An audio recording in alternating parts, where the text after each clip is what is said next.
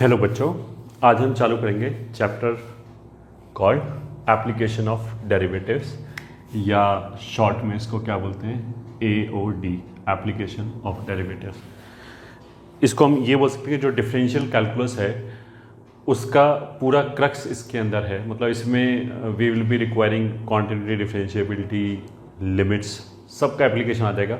जितना भी हम डिफरेंशियल कैलकुलस में पढ़ते हैं, काफ़ी बड़ा चैप्टर है और इसको तो हम बोल सकते हैं ये कुछ पार्ट्स में डिवाइड कर रखा है, and every part in itself is a chapter.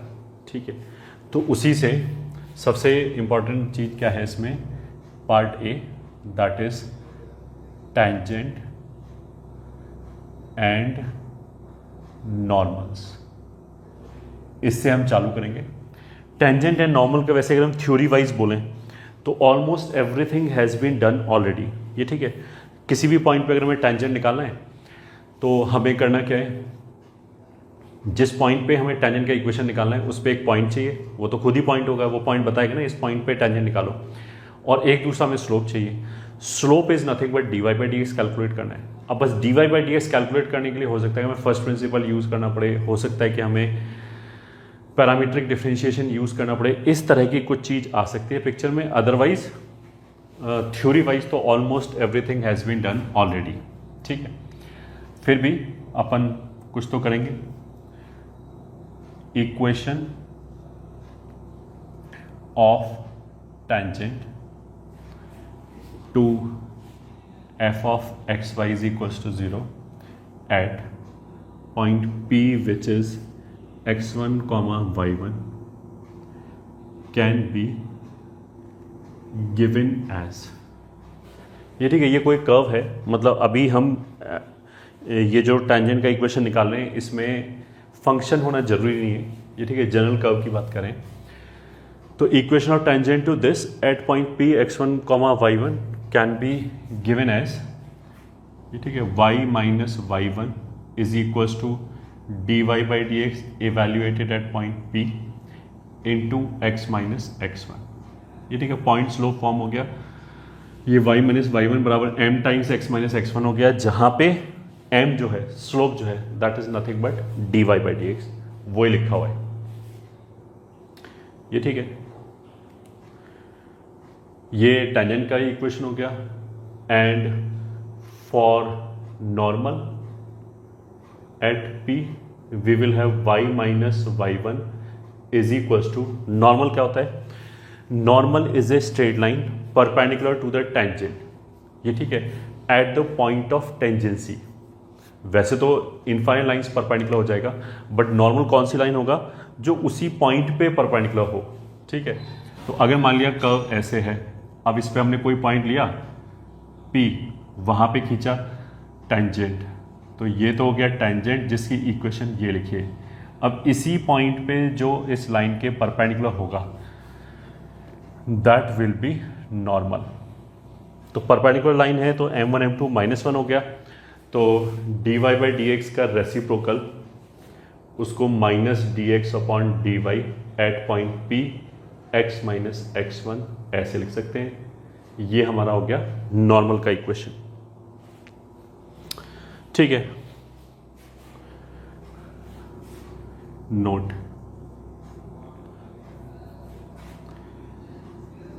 where dy by dx at point P may be found by first principle, ये ठीक है, और बाय टेकिंग लिमिट। मान लिया हमने कोई फंक्शन दे रखा है, उसको डिफरेंशिएट किया, dy बाई डी एक्स निकाला, उसमें जो पॉइंट के कोऑर्डिनेट्स है वो डायरेक्टली सब्स्टिट्यूट किया और वो मान लिया अनडिफाइंड हो जाए, मान लिया कुछ भी 0 बाई 0 आ जाए, तो फिर उसके बाद क्या करेंगे, dy बाई डी एक्स निकालने के लिए या तो उसका लिमिटिंग वैल्यू निकाल लिया, ठीक है, या फिर हमने फर्स्ट प्रिंसिपल यूज़ किया। ये ठीक है, फर्स्ट प्रिंसिपल क्या था, वही f of x plus H minus F x upon H, इस तरह की चीज़ यूज़ किया। मे बी फाउंड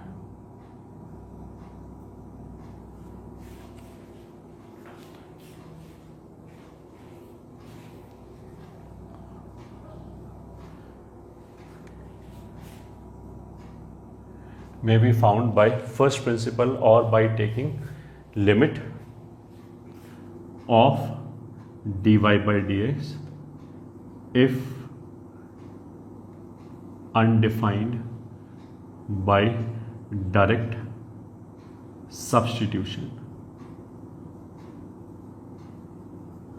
ठीक है, अगर डायरेक्ट सब्स्टिट्यूशन होने पे अनडिफाइन हो जाए तो फिर लिमिट निकालेंगे, फर्स्ट थिंग। ठीक है, सेकंड थिंग, देखो अगर ये जो लाइन है टेंजेंट, अगर ये ऐसे वर्टिकल हो जाए तो वर्टिकल लाइन का स्लोप डिफाइन नहीं है। ठीक है, well and good, slope define नहीं है, एम की वैल्यू नहीं आएगी, that would B undefined. But उसका मतलब ये थोड़ा है कि हम बोलेंगे लाइन ही डिफाइन है। लाइन तो डिफाइन है, लाइन तो हमें दिख रही है। अगर अनडिफाइन होगा तो लाइन हमें दिखेगी नहीं। तो वर्टिकल टेंजेंट भी आ सकता है, उसमें कोई बड़ी बात नहीं है, या वर्टिकल नॉर्मल भी आ सकता है।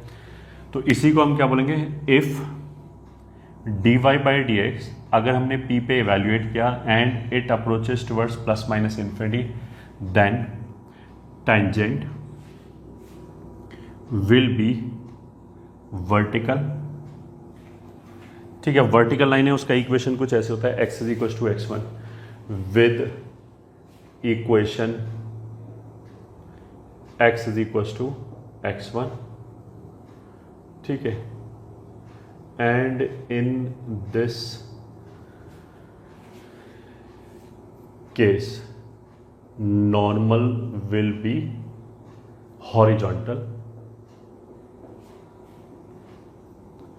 विद इक्वेशन, वो तो परपेंडिकुलर लाइन है, अगर एक वर्टिकल है तो दूसरा हॉरिजॉन्टली होगा, with equation.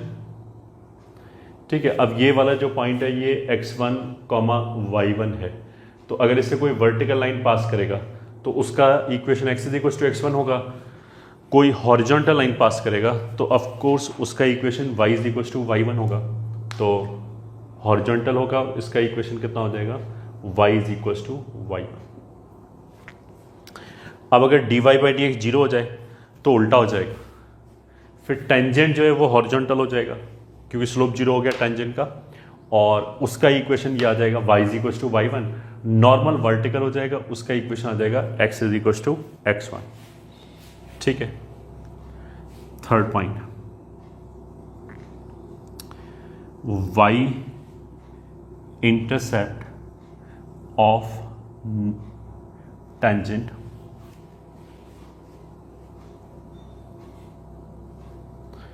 y intercept of tangent is called initial ordinate। ठीक है, कुछ भी नहीं, एक टर्म है और इसकी IIT JEE में ऑलमोस्ट कभी जरूरत पड़ेगी नहीं, बट किसी मटेरियल में हो सकता है कि ऐसे लिखा होगा इनिशियल ऑर्डिनेट इतना है, तो मेरे को समझ में आना चाहिए कि इसका मतलब क्या है। ठीक है, टेंजेंट एक लाइन है, टेंजेंट अब y एक्सिस को किसी पॉइंट पे कट करेगा, तो y एक्सिस को जिस पॉइंट पे कट करेगा उस पॉइंट का जो y कोऑर्डिनेट होगा वो इसका y इंटरसेप्ट हो गया। y इंटरसेप्ट जो है वो क्या होना चाहिए, मतलब उसको हम क्या बोलते हैं, इनिशियल ऑर्डिनेट। ठीक है, फोर्थ, इफ, ये तो बेसिकली स्ट्रेट लाइन का कॉन्सेप्ट है, इसमें टेंजेंट नॉर्मल से कोई मतलब ही नहीं है। If tangent make equal intercept with axis, then dy by dx at that point will be -1। ठीक है, इंटरसेप्ट जो है वो पॉजिटिव और नेगेटिव कुछ भी हो सकता है, तो जब हमने बोला कि वो इक्वल इंटरसेप्ट बना रहा है, इस बात का मतलब क्या है कि जो स्लोप है या तो दोनों पॉजिटिव होगा, एक्स इंटरसेप्ट और वाई इंटरसेप्ट, मतलब जो डायग्राम होगा, जो टेंजेंट होगा वो या तो ऐसे होगा कि ये दोनों ही पॉजिटिव है, ठीक है, या फिर दोनों ही नेगेटिव होगा। अगर मान लिया हम लाइन ऐसे बनाए तो इंटरसेप्ट बराबर हो नहीं सकता क्योंकि एक पॉजिटिव है एक नेगेटिव है। अगर हमने लाइन ऐसे बनाया तो एक्स इंटरसेप्ट नेगेटिव है, वाई इंटरसेप्ट पॉजिटिव है, तो इक्वल इंटरसेप्ट बोला है तो यही होना चाहिए। तो उसके लिए स्लोप कितना होना चाहिए, -1, क्योंकि ये 45 इधर से होगा तो इधर से 135 हो गया। स्लोप तो इधर से काउंट करते हैं, तो 135 हो गया, तो स्लोप कितना हो गया, -1। अगर हम बोले कि length of intercept is equal, length word use कर लें, लेंथ अगर वर्ड यूज करें तो इंटरसेप्ट का जो मॉड है वो बराबर होना चाहिए उस वाले केस में +-1 दोनों चलेगा। तो इसी के अंदर fifth point, if length of intercept are equal, then जो dy/dx है एट दैट पॉइंट वो -1 भी हो सकता है एंड 1 भी हो सकता है, क्योंकि लेंथ तो पॉजिटिव होती है। ठीक है, फिफ्थ पॉइंट। अब सिक्स्थ पॉइंट, अगर मान लिया हमने ये बोला कि पॉइंट ए पे टेंजेंट ड्रॉ किया गया, a tangent is drawn at point A, एक तो हमने ये वर्डिंग यूज किया, या फिर हमने बोला कि a tangent passes through point A, तो दोनों में हेल एंड हेवन का डिफरेंस है। ठीक है, दोनों बिल्कुल अलग अलग चीज़ें हैं। अगर एक लाइन एक पॉइंट से पास कर रहा है, ठीक है, तो एक लाइन तो इन्फिनिट पॉइंट से पास कर रहा है, किसी भी पॉइंट से पास कर, जैसे अगर ये लाइन है तो इसके ऊपर तो ये भी पॉइंट है, ये भी पॉइंट है, ये भी पॉइंट है एंड सो ऑन। ठीक है, बट अगर हमने बोला कि एक टेंजेंट इस पर्टिकुलर पॉइंट पे ड्रॉ किया गया है, तो अगर हमने बोला कि पॉइंट पी पे ड्रॉ किया गया है, तो जो dy/dx होगा ऑफकोर्स वो उसी पॉइंट पे कैलकुलेट करेंगे। अगर हमने बोला कि tangent passes through point P, तो हो सकता है वो टेंजेंट तो किसी और पॉइंट पे हो और पास इससे करा है, पास तो इन्फिनिट पॉइंट से करेगा, तो फिर हम dy/dx पी पे इवेल्युएट नहीं करेंगे। ठीक है, इस बात को अपने फ्यूचर रेफरेंस के लिए याद कैसे रखेंगे? आई वुड से कि अगर एक टेंजेंट पॉइंट ए से पास कर रहा है, that does not mean it is drawn at point A. ठीक है, तो इसी को लिख लिया, if A tangent passes through a point capital A, then it does not mean that it is drawn at point A। ठीक है, तो जैसे ये टेंजेंट है, ये P पे ड्रॉ किया गया है, बट अगर पॉइंट ए ये है तो ये तो ए से पास कर रहा है, बट dy/dx ए पे थोड़ा कैलकुलेट करेंगे, dy/dx तो उस पॉइंट पे कैलकुलेट करेंगे जिस पॉइंट पे ये ड्रॉ किया गया है, तो वो पॉइंट पी अलग है, ए पे ड्रॉ करना गलत हो जाएगा। सही, तो यहाँ पे गलती कैसे कर सकते हैं? हमने बोला कि एक कर्व दे दिया y = x², फिर हमने बोला कि अ टेंजेंट पासिस थ्रू 3,4। अब कोई बच्चा आंख बंद करके dy/dx इवेल्युएट कर ले 3,4 पे, फिर टेंजेंट का इक्वेशन में गलत हो जाएगा। 3,4 तो यू कैन सी कि y = x² पे लाई नहीं करता है। इस चीज का ध्यान रखेंगे।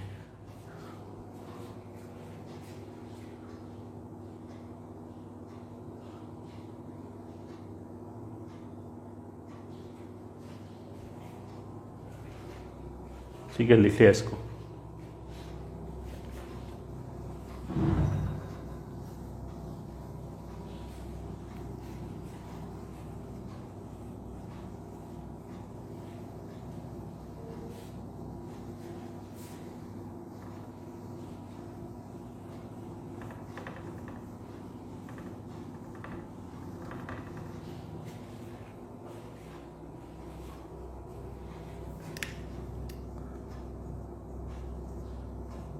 ठीक है, note next.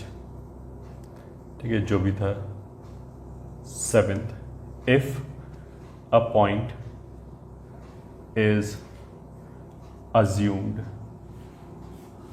on a curve, then substitute it in the curve to get an equation।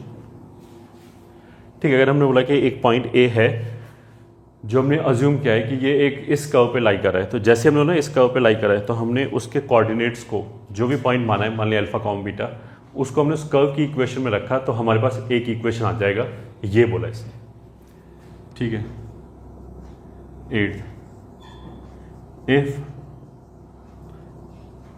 Tangent drawn at point P, which is alpha comma beta,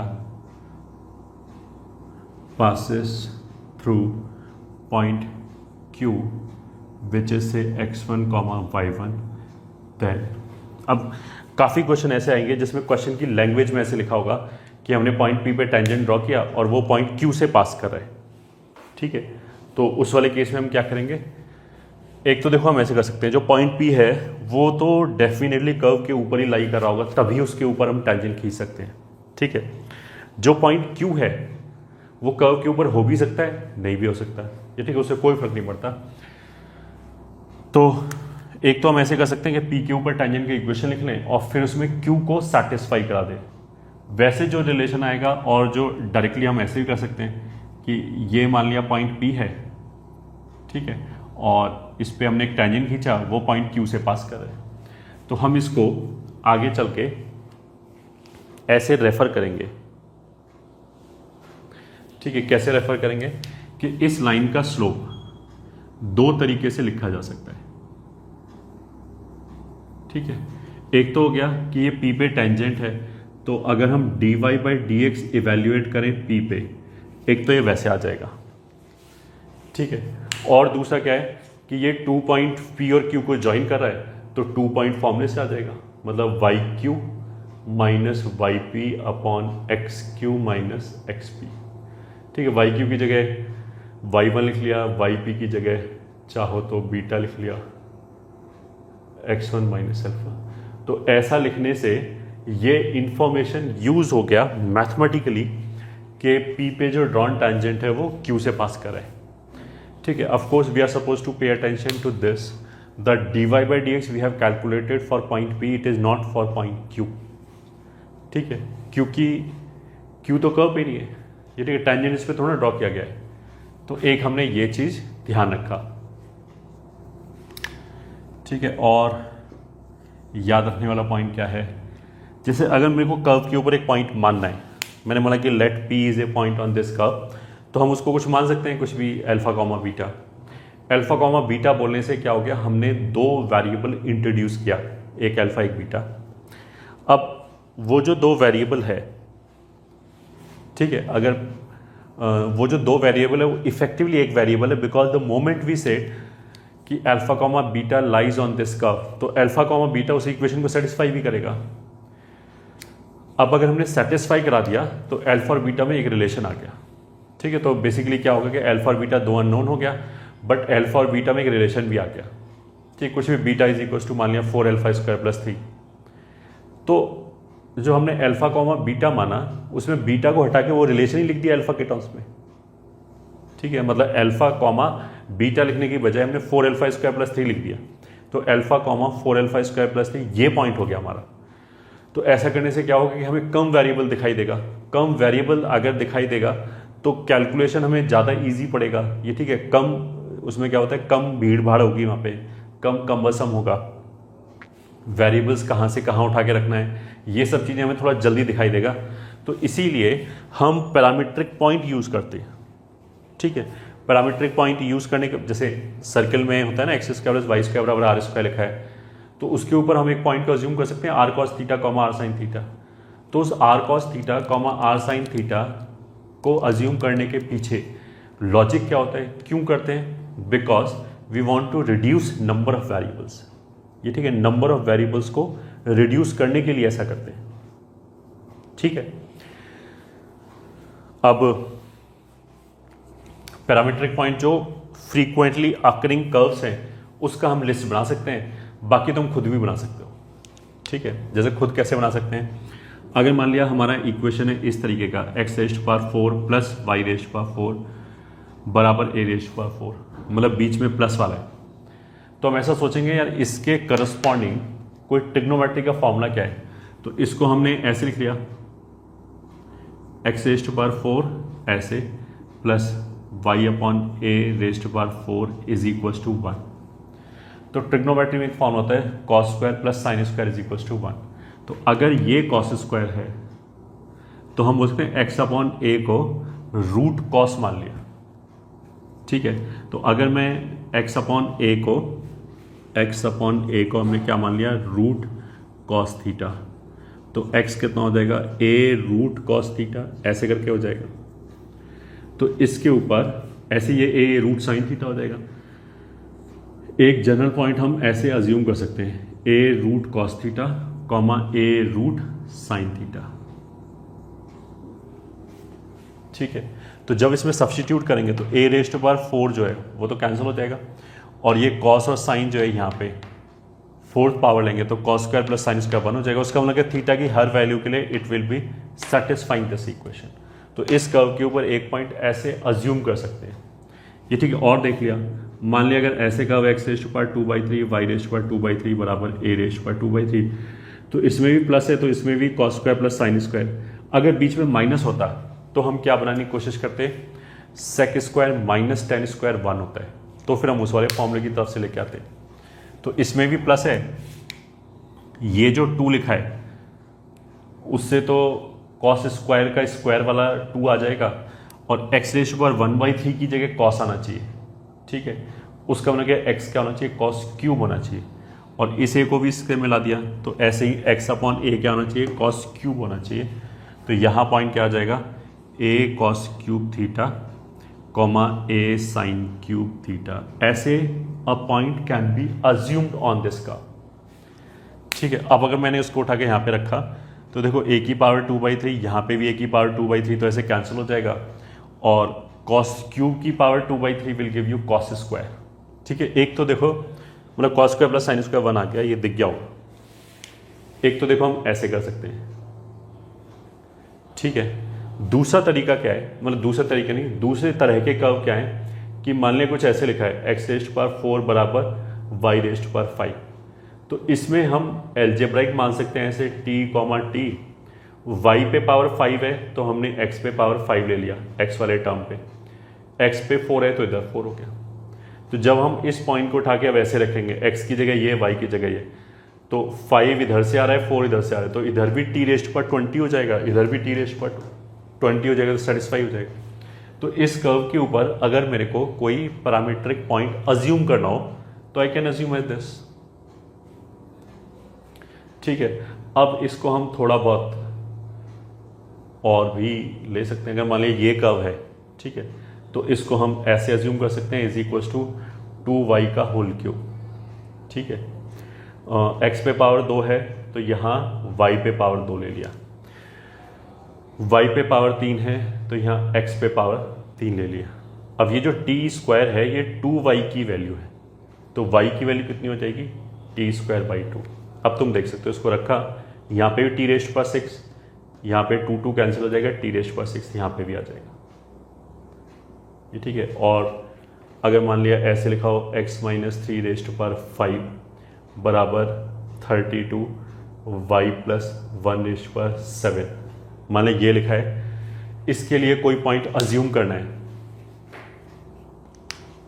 तो 32 तो वैसे हम इसके अंदर भी ले आ सकते हैं। ठीक है, 32 की पावर 1/7 करना पड़ेगा, बट 32 हमें पता है 2⁵ है, तो अगर मैं इसको इसके साथ क्लब करूं तो फिर रूट वूट नहीं आएगा। मतलब ऐसा कोई हार्ड एंड फास्ट रूल नहीं है कि ऐसे ही करना है, तुम तो इधर भी ले आ सकते हो, कोई दिक्कत नहीं। ठीक है, बट वो दिखने में दिस विल लुक थोड़ा सा बेटर। तो y+1⁻⁷, तो y पे पावर 7 तो t7, यहाँ x पे पावर 5 तो t की पावर 5, ऐसे लिख लिया। अब ये t⁻⁷ तो ये पूरा है, तो अगर दिस बराबर ये लिखा है तो 2 को इधर ले गए ये आ जाएगा, 3 को इधर ले गए तो ये आ जाएगा, तो 3 + 2 × t⁻⁷, y+1 अगर ये है और 1 को इधर ले गए तो -1 प्लस इतना। अब ये पॉइंट आ गया, इसको रख के देख लो, सेटिस्फाई करेगा ये ऑफकोर्स। मतलब हमने क्या किया है बेसिकली, इसको कैपिटल X माना, इसको कैपिटल Y माना, इसी की तरह लिख लिया।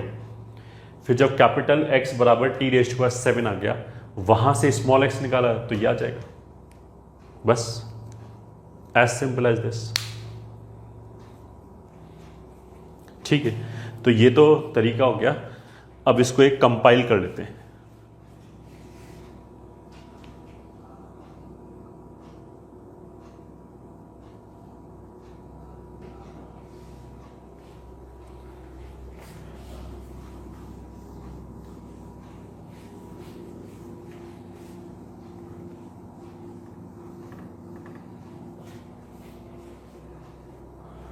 तो हेडिंग क्या होगी, पैरामीट्रिक पॉइंट,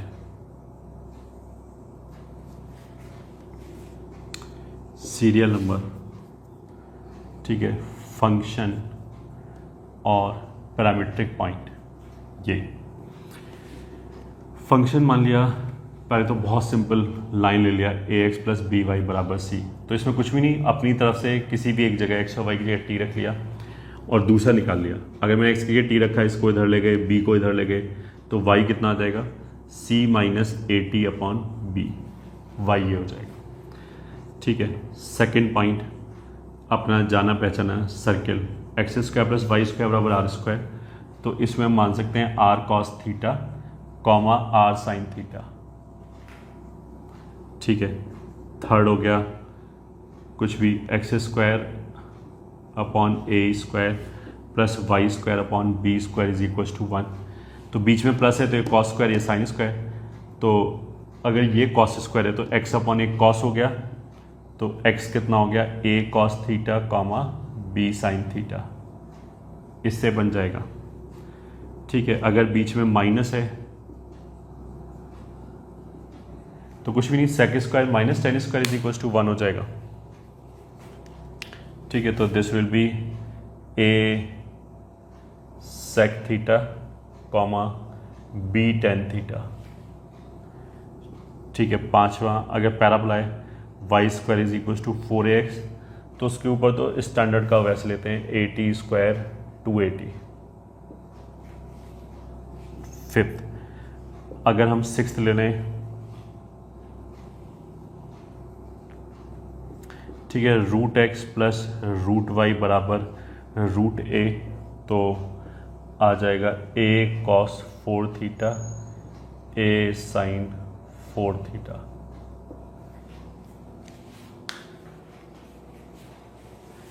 ठीक है, और ले लिया सिक्स्थ, मान लिया एक्स रेस्ट पर 2/3 प्लस वाई रेस्ट पर 2/3 is equal to a raised पर 2/3, तो इसमें ले सकते हैं a cos cube theta comma a sine cube theta.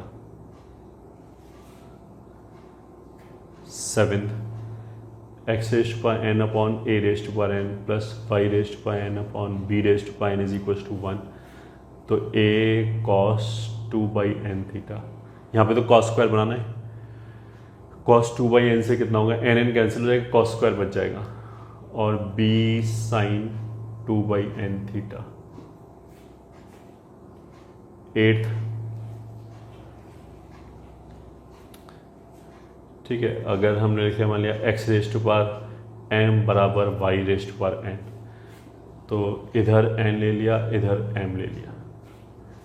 Ninth, अगर हमने लिया एक्स रेस्ट पर एम इंटू वाई रेस्ट पर एन बराबर ए रेस्ट पर एम प्लस एन, तो ए रेस्ट पर एम प्लस एन को तो एक ए रेस्ट पर एम को तो उसके नीचे लिख लिया, इसको ए रेस्ट पर एन को इसके नीचे लिख लिया, वो तो एक्स अपॉन ए और वाई अपॉन ए में क्लब हो गया। उसके बाद एक्स रेस्ट पर एम को इधर ले आए तो पावर माइनस में हो जाएगा, तो इसी की तरह चल जाएगा, बस पावर माइनस में हो जाएगा, तो this will B A T rest पर एम कॉमा ए अपॉन टी रेस्ट पर एम। ये रख के देखो, समझ में आ जाएगा अपने आप कि कैसे हो रहा है।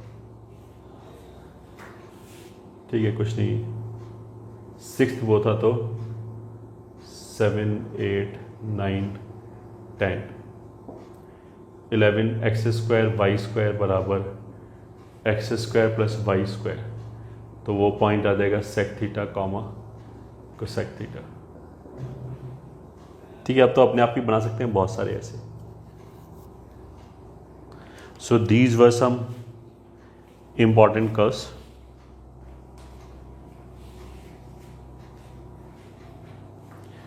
ठीक है, नोट कर लिया।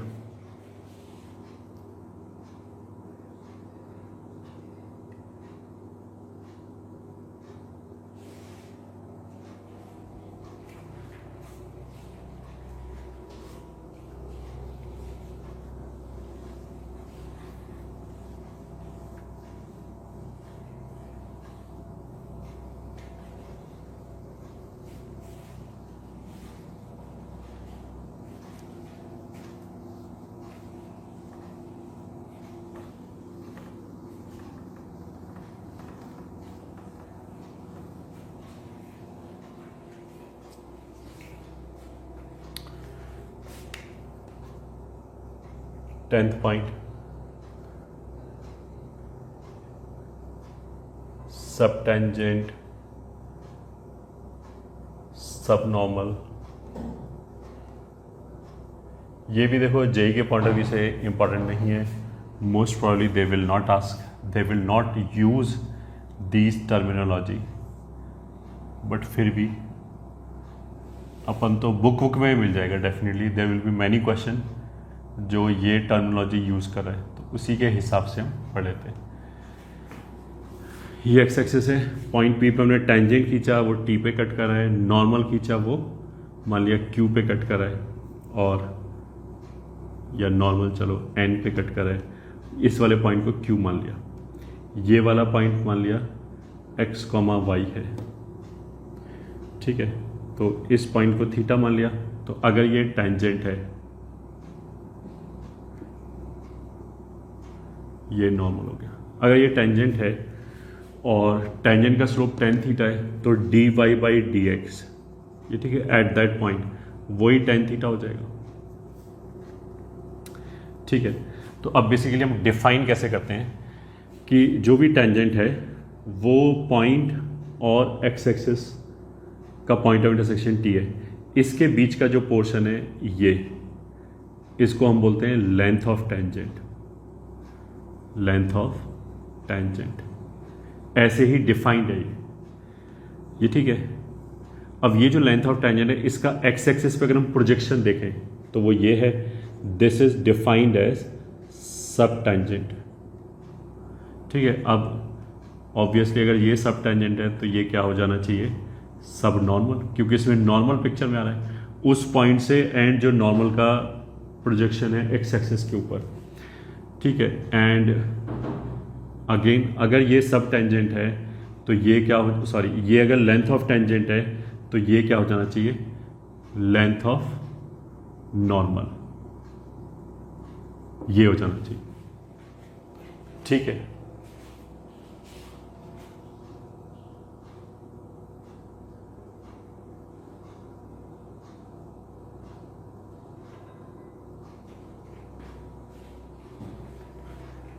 अब करते हैं मैं इसको डिफाइन। ये हो गया y, ठीक है।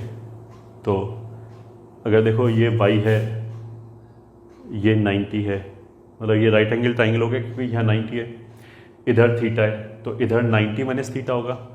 ये फिर 90 है तो ये फिर राइट एंगल हो गया जिसमें ये 90 माइनस थीटा है, तो इधर ये वाला एंगल भी कितना होगा, थीटा। तो अब एक एक करके देख लेते हैं। सब नॉर्मल कितना हो गया, क्यू एन, ये इस वाले ट्राइंगल में ये बेस की तरह काम करेगा। अगर इसको बेस एंगल थीटा बोला है, ये वाई हो गया तो ये वाई टेन थीटा हो जाएगा। तो क्यू एन कितना हो जाएगा, P Q tan theta, which is y tan theta. Tan theta is nothing but y dash, तो ये सिंपली कितना हो गया, वाई वाई डैश, ठीक है। तो it is very simple, y y dash, याद रखना, ठीक है। याद रखने के पॉइंट ऑफ व्यू से अगर ये सब नॉर्मल है तो सब टेंजेंट में बेसिकली इसी में वाई डैश की जगह -1 वाई डैश रख सकते हैं, तो सब टेंजेंट वाला रिजल्ट अपने आप आ जाएगा। तो इस डायग्राम के हिसाब से सब टेंजेंट क्या है, टी क्यू, ठीक है। एंड दैट विल बी, अब इस वाले ट्राइंगल में ये एंगल थीटा है, परपेंडिकुलर वाई है, तो बेस कितना हो जाएगा, पी क्यू कॉट थीटा हो जाएगा, ठीक है। That would be y upon y dash, ये हो जाएगा सब टेंजेंट, ठीक है। फिर length of tangent, length of tangent कितना है, पी टी, ठीक है, ये वाला पी टी। इस ट्राइंगल से वापस ये हो जाएगा y cosec theta, this will be P Q cosec theta, which will be y cosec theta हो जाएगा 1 plus cot square theta, cot square मतलब वाई डैश का whole square, and at last कितना हो गया, length of normal, that quantity is P N, that will be P Q sec theta, and it will be y root 1 plus y dash का square.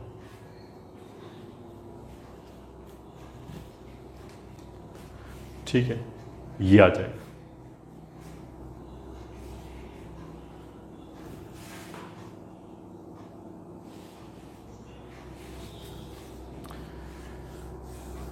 तो ये हमारा हो गया सब टेंजेंट। ठीक है, this much theory is sufficient for tangent and normal. अब इसमें आगे बढ़ के कुछ क्वेश्चन सॉल्व कर सकते हैं।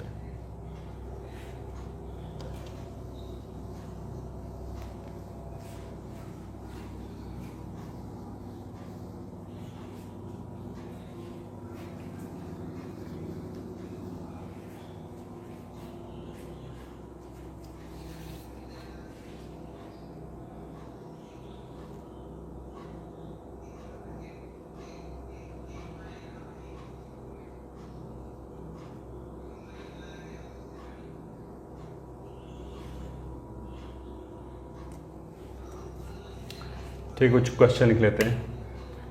Question 1, find the slope of the curve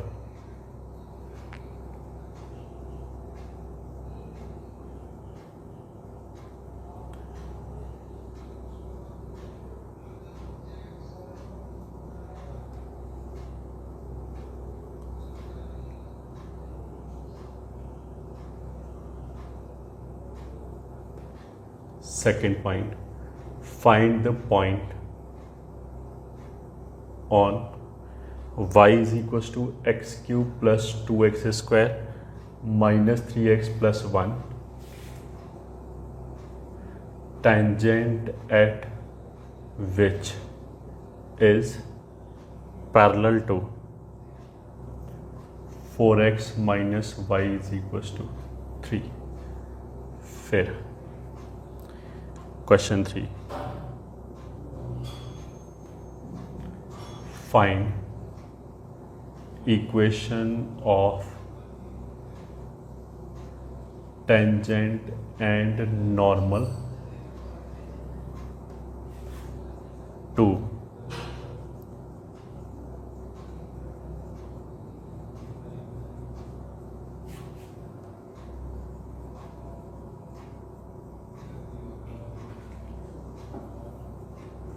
at t is equals to t1।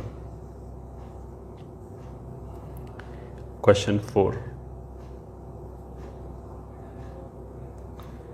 find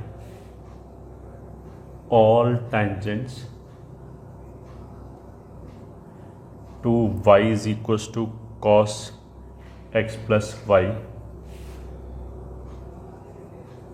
where x belongs to minus 2 pi से 2 pi,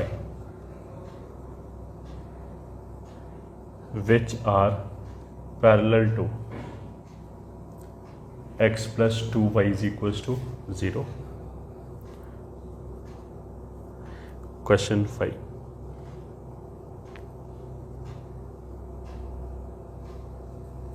prove that length intercepted by coordinate axis on any tangent to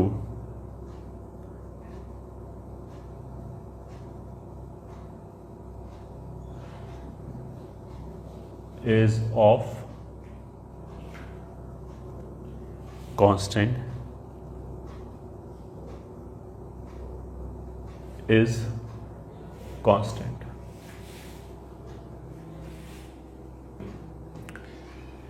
पहले ये 3 question करते हैं, 3 नहीं मतलब 5 question है। ये 5 question करता हूँ, ठीक है।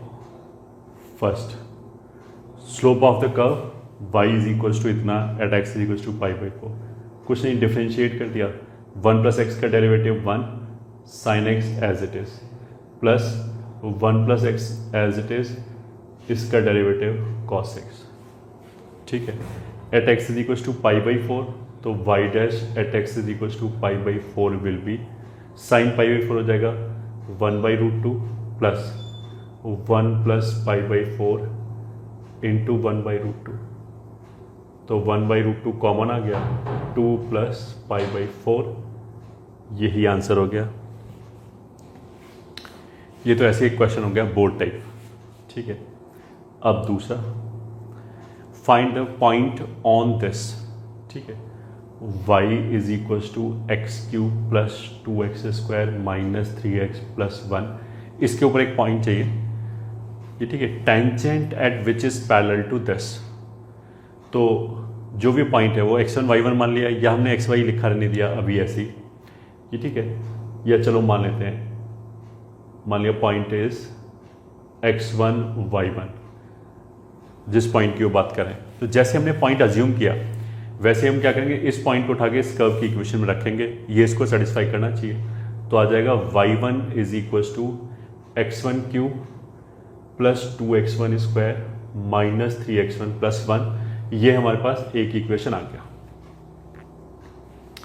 ठीक है। उसने बोला कि जो इसका टेंजेंट है तो डिफरेंशिएट कर लिया, 3x² + 4x - 3, ठीक है। इस पॉइंट को चलो P बोल दिया। तो गिवन क्या है कि ये जो टेंजेंट है P पे, मतलब ये टेंजेंट नहीं, ये जो टेंजेंट का स्लोप है, तो y dash at P will be कुछ भी नहीं, x1 रख दिया, 3x1² + 4x1 - 3, this should be equals to, अगर इसके पैरेलल है तो यह दिख रहा है ना, इसका स्लोप m कितना है, 4, तो टेंजेंट का स्लोप भी 4 होना चाहिए, और स्लोप ये है तो इट शुड बी 4, ठीक है। इधर ले आए तो ये आ गया 3x1² + 4x1 - 7 = 0, ठीक है। Find the point on this बोला है, ठीक है। तो यहाँ से x1 का वैल्यू दिख रहा है, 3 और 4 7 होता है, तो एक रूट तो ऑफ कोर्स कितना हो जाएगा, 1, ठीक है। दूसरा रूट हम प्रोडक्ट से निकाल सकते हैं, प्रोडक्ट ऑफ द रूट कितना है इसमें, इसके 2 रूट है क्योंकि क्वाड्रेटिक है, product of the root is -7/3, तो अगर एक रूट 1 है तो दूसरा रूट क्या होना चाहिए, so that product is -7/3, very easy, no prize for guessing, दूसरा रूट -7/3 ही होना चाहिए, ठीक है। तो required point 1 will be x1 हो गया, और इसमें 1 रख दिया, या यहाँ पे 1 रख दिया, एक ही बात है। y1 कितना हो जाएगा, अगर हमने 1 रख दिया तो 1 2 -3 कैंसिल हो गया, 1 आ जाएगा, तो एक पॉइंट तो ये हो गया 1,1, ठीक है। दूसरा point, required point 2 will be, x की वैल्यू कितनी रखी, -7/3, ठीक है। इसमें रख दिया -7/3, तो y1 कितना हो जाएगा, -7/3 का क्यूब + 2 × -7/3 का स्क्वायर -3 × -7/3 + 1, तो देखो इन दोनों में से तो 7/3 का स्क्वायर कॉमन आ जाएगा, यहाँ पे -7/3 + 2 बचेगा, माइनस माइनस प्लस, तो यहाँ 7 और 1 8, तो ये हो गया 6, ये हो जाएगा -1/3, तो ये हो गया 49/27, 8 माइनस इतना, 8 को इधर लिख लिया, तो ये अपने आप कैलकुलेट कर लेना, 8 - 49/27।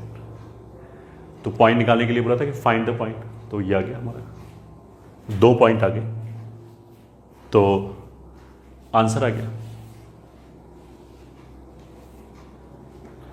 ठीक है। Note it down.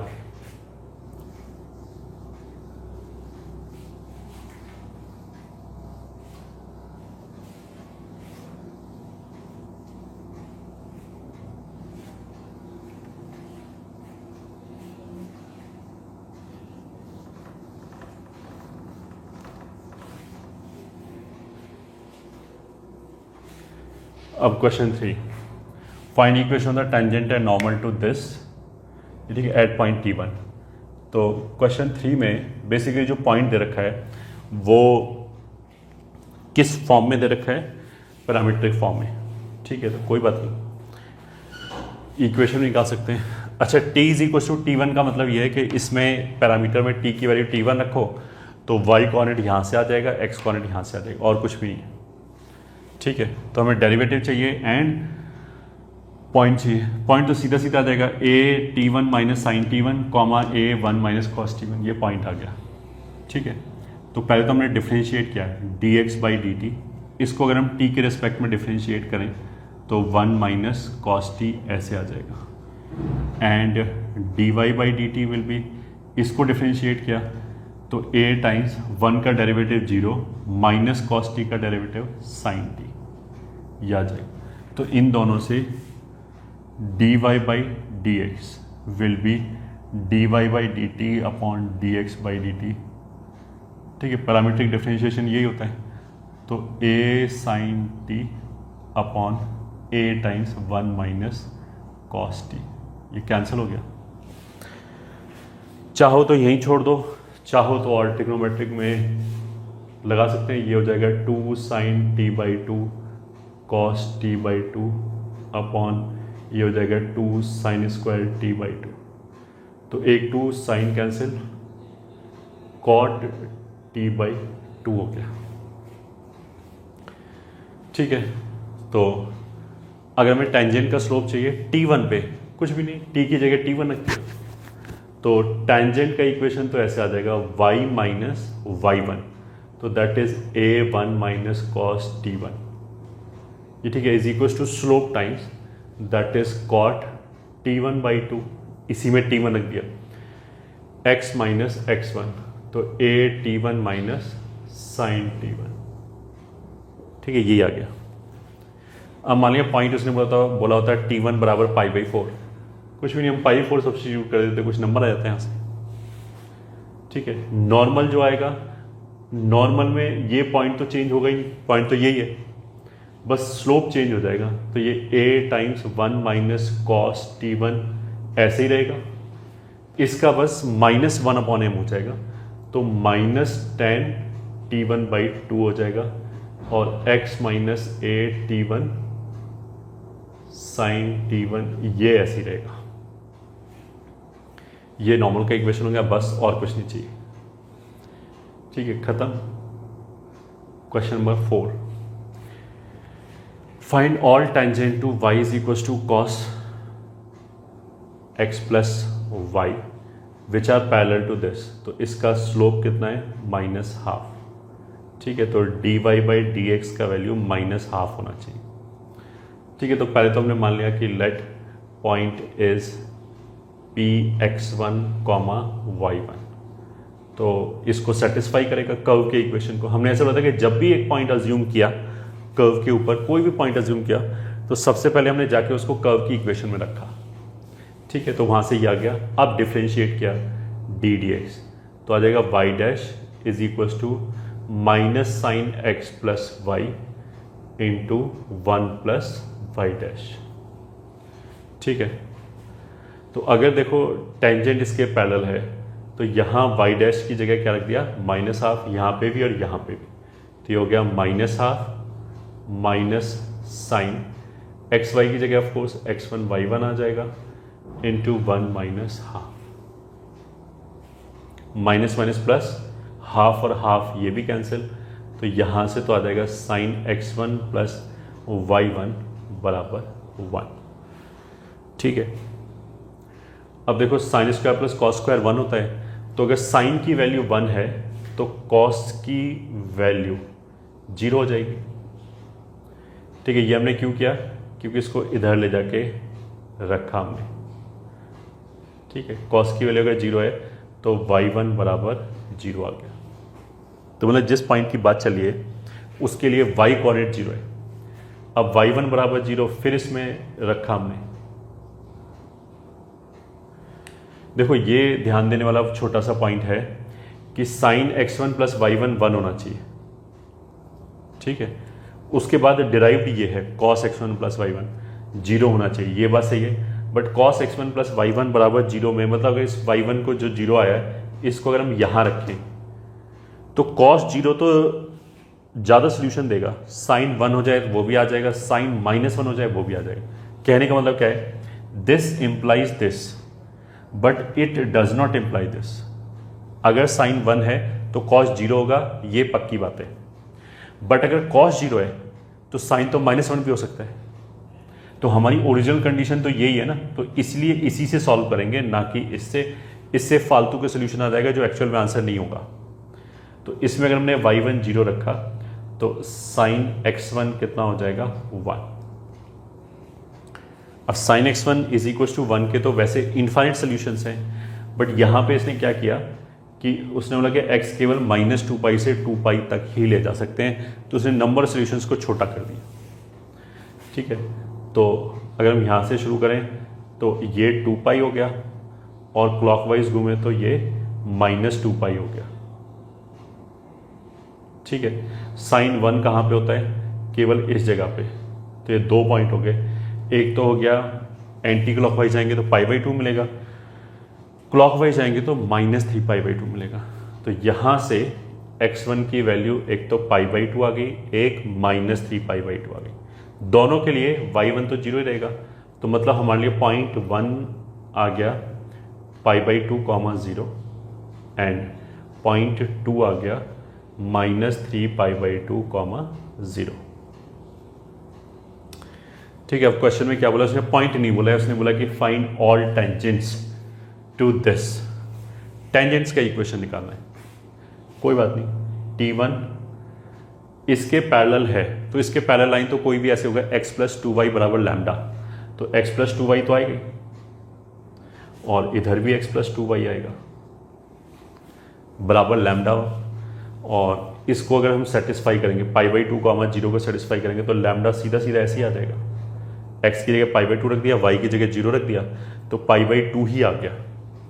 ऐसे ही यहाँ पे -3π/2, 0 रखेंगे तो ये टेंजेंट 2 कितनी आ जाएगी, -3π/2।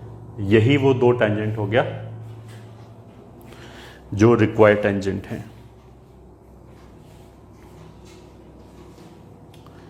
ठीक है, तो नोट इट डाउन।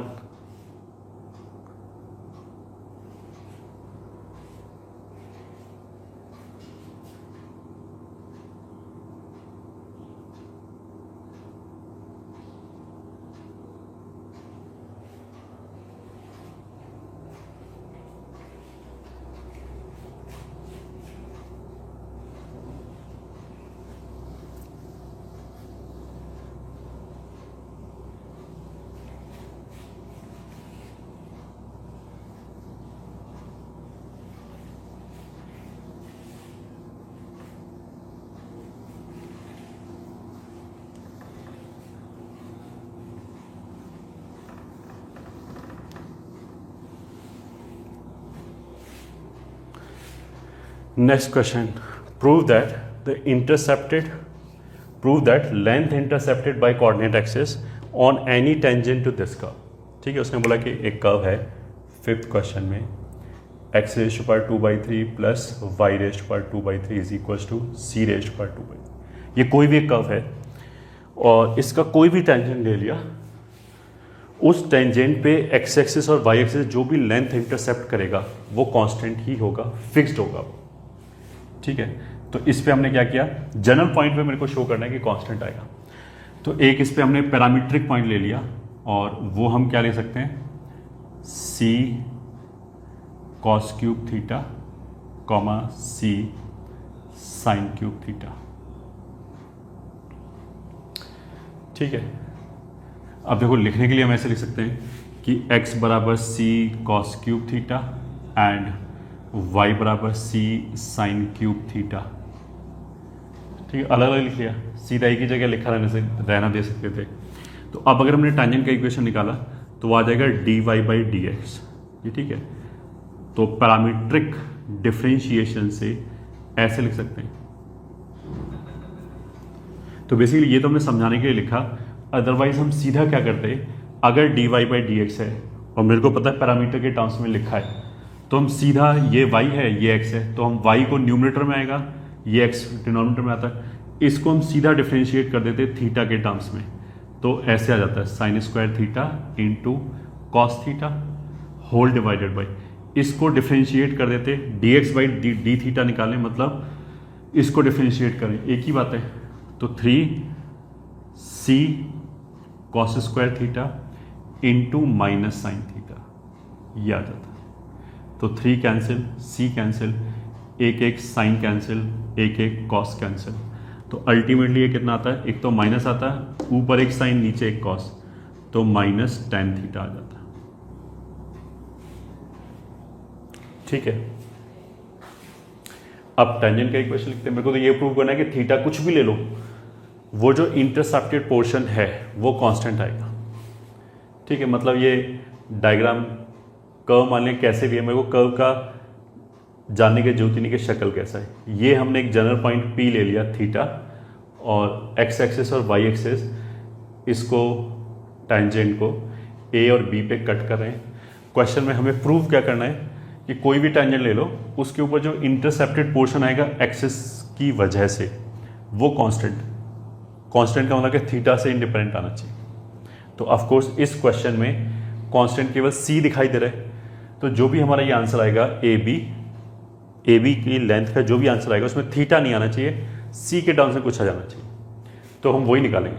ठीक है, तो टेंजेंट का इक्वेशन होगा y माइनस y1, तो y1 तो हो गया c sine cube theta is equal to slope, तो minus ten theta into x minus x1 c cos cube theta. This implies, अगर मान लिया जैसे ये टेंजेंट हो गया, ये लाइन का इक्वेशन आ गया, अब मेरे को ये प्रूव करना है कि ए बी कांस्टेंट है, तो ऑफ कोर्स हम क्या करेंगे, ए निकालो बी निकालो, डिस्टेंस फॉर्मूला लगा लिया। ठीक है, तो ए निकालने के लिए ए तो एक्स एक्सिस पे आ रहा है, तो उसके लिए y 0 होगा, फॉर ए पुट y बराबर 0। अब इसको 0 रखेंगे तो माइनस सी साइन क्यूब थीटा बराबर minus sine theta cos theta x minus c cos cube theta. Minus minus cancel, एक साइन कैंसिल, तो यह आ जाएगा c sine square theta into cos theta बराबर x minus c cos cube theta. इसको उधर ले गए तो x बराबर इन दोनों में से क्या होगा, c कॉस थीटा कॉमन आ जाएगा, इधर कितना बचा साइन स्क्वायर थीटा, ये इधर आके प्लस में आएगा, और एक कॉस थीटा चला गया तो दूसरा क्या बचेगा कॉस स्क्वायर थीटा, तो दिस इज 1, तो x बराबर कितना हो जाएगा c cos theta. That would mean a point के कोऑर्डिनेट्स कितने आ जाएंगे, c कॉस थीटा कॉमा 0। ठीक है, फिर यहीं से b निकालने के लिए, b जो है वो y एक्सिस पे लाई कर रहा है, y एक्सिस पे x कोऑर्डिनेट 0 होगा, तो इसमें हमने x बराबर 0 रख दिया, पुट x बराबर 0, तो y minus C sine cube theta is equal to minus sine theta upon cos theta लिख दिया tan को, और x को 0 रख दिया, तो अंदर कितना आ जाएगा minus c cos cube theta, एक कॉस कैंसिल हो गया, माइनस माइनस प्लस हो गया, इसको उधर ले गए। ठीक है, तो कितना आ जाएगा y इज इक्वल टू, ये हो गया c sine cube theta minus minus plus, और ये हो जाएगा c sign theta into cos, तो कैंसिल हो गया कॉस स्क्वायर थीटा, तो इसमें से c साइन थीटा कॉमन ले लिया, तो sine square theta plus cos square theta, this is of course 1, तो y बराबर कितना हो गया c sine theta. Finally b कितना हो गया 0 कॉमा c साइन थीटा, तो ए बी कितना हो जाएगा root O A square plus O B square, तो ये जो एक्स कोऑर्डिनेट आया वो बेसिकली ओ ए ही है, so this would be equals to root over C square cos square theta, plus C square sine square theta. C square cos square theta plus C square sine square theta. So this will be C. Cos square theta plus sine square theta फिर 1 हो गया, which is constant. Constant कैसे पता लगा? Of course हम point अगर change करेंगे तो थीटा की वैल्यू चेंज होगी। अब थीटा की वैल्यू कितनी भी चेंज कर लो, ये वैल्यू तो ऐसी रहेगी, ठीक है, इसलिए ऐसे आ गया।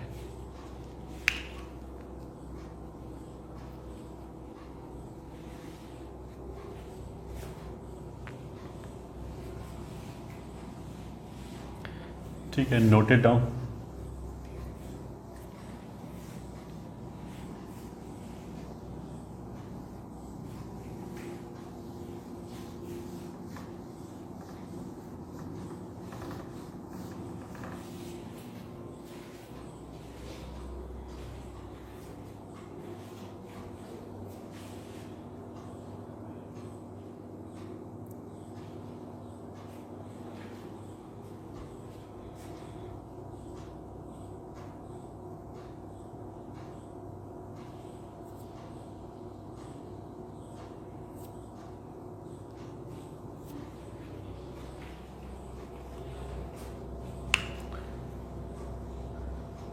Question number 6.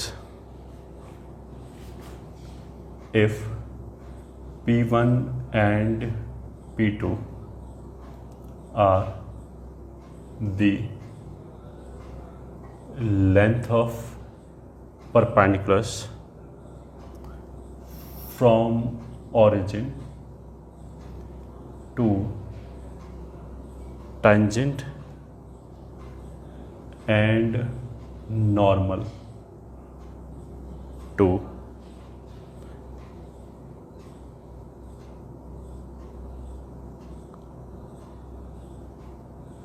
respectively, then prove that P1 square plus P2 square by 4 is constant.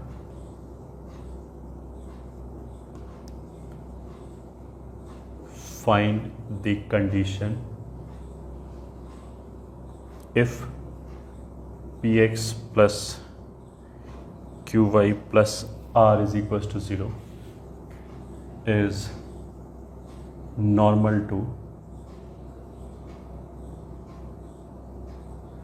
8x square is equals to y cube.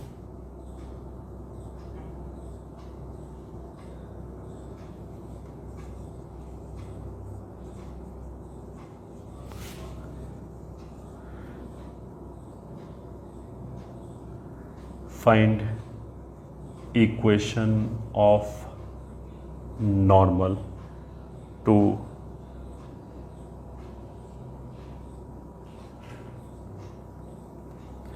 x cube plus y cube is equals to 6xy at point 3, 3.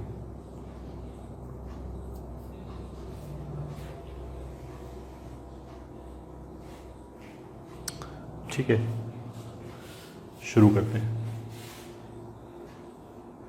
Question number 6 में क्या है, उसने क्या बोला, P1 and P2 are length of perpendicular from origin to tangent and normal to this point. ठीक है, अभी देखो ये जो कर्व था इस पे तो हमने टेंजेंट का इक्वेशन लिखा ही था, तो इस पे एक पॉइंट P थीटा मान लेते हैं, A cos cube theta comma A sine cube theta. ठीक है, फिर हमारा dy बाई डी एक्स कितना आया था, dy बाई डी थीटा, मतलब इसको डिफ्रेंशिएट कर लो तो 3a साइन स्क्वायर कॉस, इसको डिफ्रेंशिएट कर लो -3a कॉस स्क्वायर साइन, तो वो आ गया था -tan थीटा, ये आ गया था। टेंजेंट का इक्वेशन लिखा एट पॉइंट P, तो आ जाएगा y माइनस वाई कॉनेट a sine cube is equals to -tan theta x minus x कॉनेट। ठीक है, तो सी क्यू मतलब कॉस क्यूब लिखा है। अब इसको हम ऐसे लिख लें, सबको उधर ले जाएं, तो ऐसे आ जाएगा tan theta into x plus y minus A sine cube minus A sine into cos square is equals to 0। जैसे ये माइनस माइनस प्लस हो जाएगा और उधर जाएगा तो फिर माइनस हो गया। tan is sine upon cos, तो जब इससे मल्टीप्लाई होगा एक कॉस कैंसिल हो जाएगा तो कॉस स्क्वायर बचा, tan की वजह से एक साइन आ जाएगा तो ये आ गया, ये आ गया। ठीक है, अब नॉर्मल की जो इक्वेशन होगी वो जैसे टेंजेंट ये लिखा है y minus A sine cube, ये s क्यूब लिखने का मतलब क्या है, साइन क्यूब लिखा हुआ है, इज इक्वल टू, अगर टेंजेंट का स्लोप ये है तो नॉर्मल का स्लोप ये होगा cot theta x minus a cos cube, बाकी सब तो ऐसे रहेगा।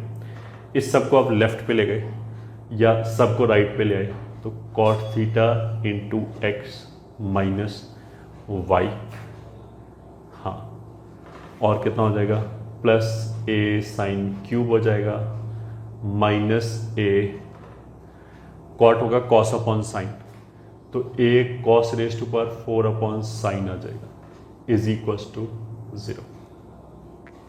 ठीक है, क्वेश्चन में उसने क्या बोला है, P1 and P2 are length of perpendicular from origin to tangent and normal of this thing. तो ऑरिजिन से लेंथ ऑफ परपेंडिकुलर है तो P1 कितना हो जाएगा, 0 0 से लेंथ ऑफ परपेंडिकुलर निकाला इस लाइन के ऊपर, तो जब 0 0 रखेंगे तो न्यूमरेटर में कितना आ जाएगा, mod a sine cube plus a sine cos square upon root a square plus b square, तो वो हो जाएगा 1 प्लस tan स्क्वायर थीटा। ऐसे ही P2 हो जाएगा इस लाइन के ऊपर 0 0 से परपेंडिकुलर, तो वो आ जाएगा a sine cube minus a cos 4 upon sine upon root over 1 plus cot square theta. So this is a sine common ले लिया तो sine square plus cos square, ठीक है, और नीचे 1 प्लस tan स्क्वायर कितना हो जाएगा सेक स्क्वायर, उसको रूट के बाहर निकाला तो sec theta, sine square plus cos square 1 हो गया, तो ये हो गया a sine theta into cos theta.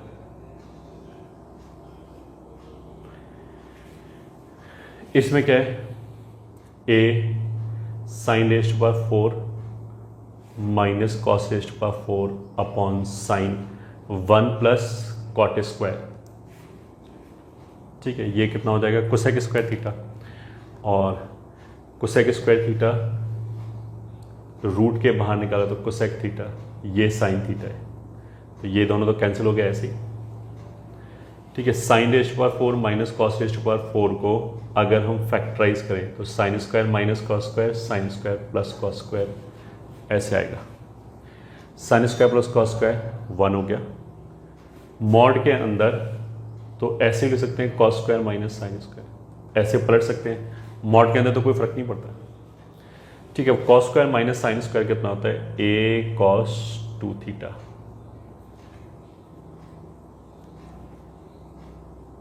सही है, और ये जो है उसको लिख सकते हैं ए साइन 2 थीटा बाई 2 का मॉड। ठीक है, क्वेश्चन में उसने बोला कि P1 square plus P2 square by 4 हमेशा कांस्टेंट आएगा, तो P1 स्क्वायर तो कितना हो गया, मॉड हटा सकते हैं अगर स्क्वायरिंग करें, साइन स्क्वायर 2 थीटा बाई 4, इसको स्क्वायरिंग किया, P2 स्क्वायर में इसको स्क्वायरिंग किया, a square cos square 2 theta, but यहाँ 4 लिखा है तो ये 4 आ गया, तो a square by 4 a square by 4 common ले लिया, sine square plus cos square 1 हो गया, तो उसने बोला इज कांस्टेंट, तो यही आ गया वो कांस्टेंट, हैंस प्रूव्ड। कांस्टेंट आने का मतलब क्या है कि जो हमने पॉइंट लिया था पॉइंट थीटा, उसमें थीटा तो आया ही नहीं इसमें कहीं, तो it is independent of theta, theta चाहे कुछ भी हो उसका फर्क ही नहीं पड़ता, इसलिए ये कांस्टेंट हो गया।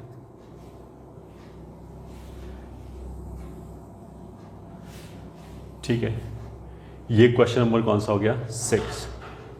अब आते हैं 7th क्वेश्चन पे, find the condition if P X plus Q Y plus R is equal to 0 is normal to this. तो देखो टेंजेंट टू दिस और नॉर्मल टू दिस, अगर हमें इस तरह की कंडीशंस लिखनी है, ठीक है, तो हम कैसे करते हैं क्वेश्चन को, जिस भी कर्व का इक्वेशन दे रखा है पहले तो हम उसके ऊपर एक पैरामीट्रिक पॉइंट लेंगे, उस पर हमने टेंजेंट या नॉर्मल की इक्वेशन लिखा जो भी उसने बोला है, फिर उस इक्वेशन को जो गिवन लाइन है उसके साथ कंपेयर करेंगे। उसने बोला कि कंडीशन बताओ अगर ये लाइन इसकी नॉर्मल है तो, ठीक है, तो हम क्या करेंगे, इस पे एक पैरामीट्रिक पॉइंट लेंगे, उस पे नॉर्मल की इक्वेशन लिखेंगे, ठीक है। अब ये अगर नॉर्मल है तो किसी ना किसी पॉइंट पे तो होगा ही, तो हमने मान लिया उसी पैरामीट्रिक पॉइंट पे ये नॉर्मल है। अब जो दो इक्वेशन आया, एक तो हमने पैरामीट्रिक पॉइंट पे लिखा, एक ये लिखा हुआ है, इन दोनों में हमने कोफिशिएंट कंपेयर किया एंड जो पैरामीटर था वो तो हमने इंट्रोड्यूस किया, उसको एलिमिनेट कर दिया। तो क्वेश्चन 7 के लिए हम ऐसे करेंगे, देखो इसको लिख सकते हैं एक्स स्क्वायर बराबर y/2 का होल क्यूब। तो इसके ऊपर पैरामीट्रिक पॉइंट ऐसे अज्यूम कर सकते हैं, y पे पावर 3 तो x पे 3, और ये हो जाएगा 2t²। पहले पावर इंटरचेंज किया, x पे पावर 2 है तो y पे पावर 2 लिख लिया और x वाले पे 3 लिख लिया।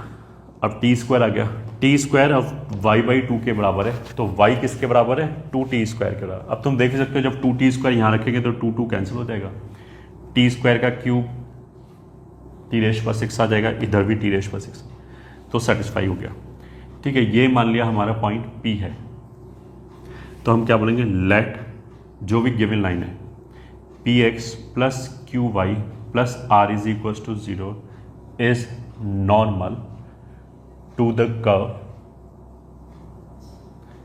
Eight point P। मान लें कि वो पॉइंट P पे नॉर्मल है, ठीक है। तो अब हमने नॉर्मल का इक्वेशन लिखा, नॉर्मल का इक्वेशन एट पॉइंट P। अब देखो डायरेक्टली शॉर्टकट से कैसे लिख सकते हैं, हमें तो y माइनस y1 चाहिए, तो y1 तो यही है 2t² is equal to slope times x minus x1 चाहिए, वो ये होगा। स्लोप में क्या होता है कि ये तो पैरामीट्रिक पॉइंट है, तो अगर हमें dy/dx चाहिए होता तो हम ऐसे करते, इसको dy/dt upon dx upon dt ऐसे लिखते। तो पहले हम क्या करते, y वाले को डिफरेंशिएट कर लेते t के रिस्पेक्ट में, इसको डिफरेंशिएट कर लिया t के रिस्पेक्ट में, रेशो ले लिया, उसकी बजाय यहाँ पे dx अपॉन dy का माइनस आएगा क्योंकि नॉर्मल है, तो उसमें हम क्या करेंगे, माइनस dx/dt लिख लिया, मतलब इसको डिफरेंशिएट कर लिया t के रिस्पेक्ट में, अपॉन dy/dt नॉर्मल है ये, तो इसको डिफरेंशिएट कर लिया, तो वो कितना आ जाएगा 4t। तो t और t कैंसिल हो गया, ये हो गया y माइनस 2t², ठीक है, is equal to minus 3/4t x minus t³, ये हो जाता।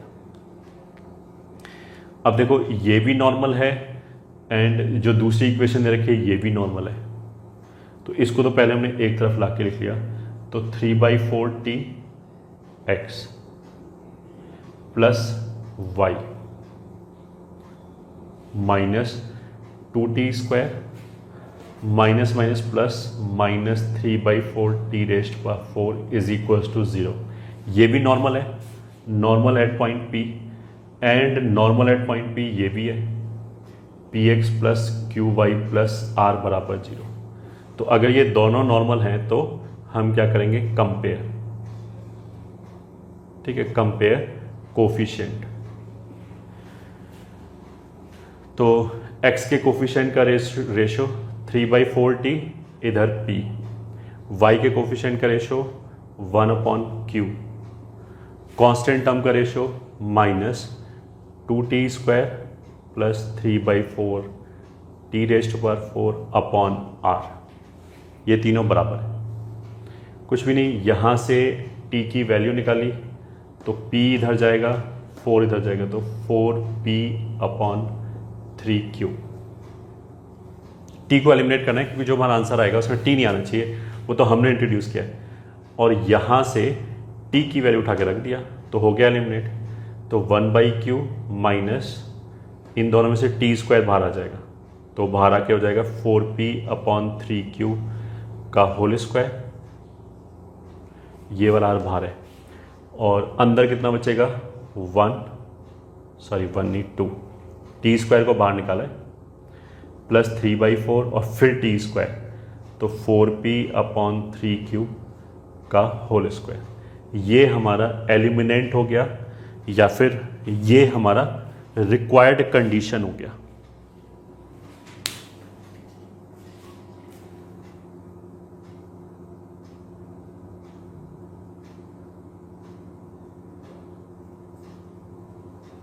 ठीक है।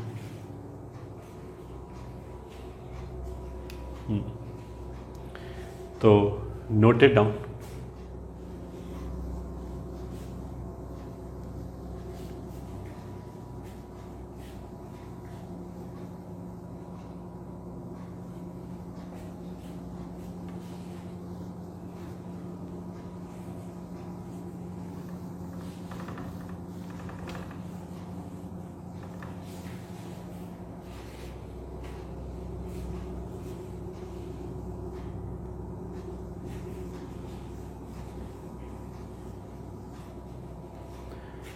ठीक है, एक 8th क्वेश्चन क्या है, find equation of normal to this at point 3,3। तो कुछ भी नहीं, डिफ्रेंशिएट कर लो, सीधा सीधा क्वेश्चन है। 6xy डिफ्रेंशिएट कर लिया तो आ जाएगा 3x² plus 3y² y dash, ये हो जाएगा 6y plus 6x y dash. ठीक है, तो 3 तो कैंसिल ही कर दें, y डैश वाले टर्म को एक तरफ कर लिया तो इधर से तो आ गया y², इधर से आ गया -2x, ये हो गया 2y माइनस x²। तो y dash 2y minus x² upon y² minus 2x। ठीक है, तो स्लोप ऑफ नॉर्मल कितना हो जाएगा, मतलब y dash at point P will be 6 minus 9 upon 9 minus 6, तो दिस इज -1। ये तो टेंजेंट का स्लोप हो गया, तो slope of normal at point P will be 1। तो नॉर्मल का इक्वेशन कितना हो जाएगा, y minus 3 is equal to slope times x minus 3, और सिंपली y बराबर x will be the required normal. ठीक है, यही आंसर हो गया।